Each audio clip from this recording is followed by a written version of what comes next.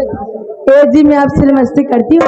नमस्ते नमस्ते जिया जागा अमर हुआ बाएं गोड़े लंगड़ हुआ भगवान लड़का दे भगवती में उठाए ले जाए क्या करे भगवती में उठे से पागल सेवन पालन करे बरे। अच्छा जनो तू खाली रहा रात में मेरे साथ ऐसे रात में बोम करा ये क्या है नाचा गावा। अच्छा कहा थे कई लड़कियां हैं तोहरे हमारे हाँ माँ बिहावे ना भल लड़े कहाँ से ना शरीर के हिसाब से हम सोचे हो गए हैं लड़कियां। अच्छा तोहरे क्या यही बताओ।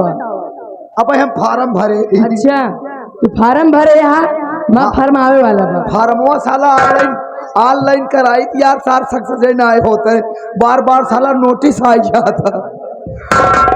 अचानक यहाँ जब लाल कलम से नोटिस लिख के आ गया तो समझ जाए कि फार्म ना यार ए मैडम क्या हो जैसे तुम्हार बहन नाच गाएगी गई हाँ जी अब वैसे तू नाच गावा। क्यों नहीं पहले 2 मिनट का डांस हो जाए हाँ फिर 3 मिनट का गाना हो जाए। अच्छा अगर तो कसम नौटंकी न समझ में आवत हो तो घरे चला जा। तू सब दुनिया की पंचायत तू सब यही खड़ा हो करे डावा था।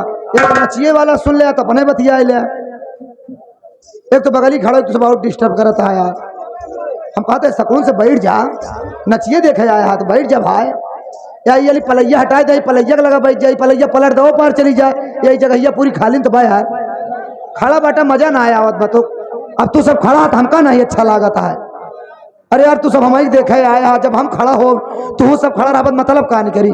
तू सब बैठ बे हम खड़ा हो काम करी तब मतलब नहीं करी। तू सब बैठ ना देखा नहीं कब तक बतावा खड़े खड़े देख बे।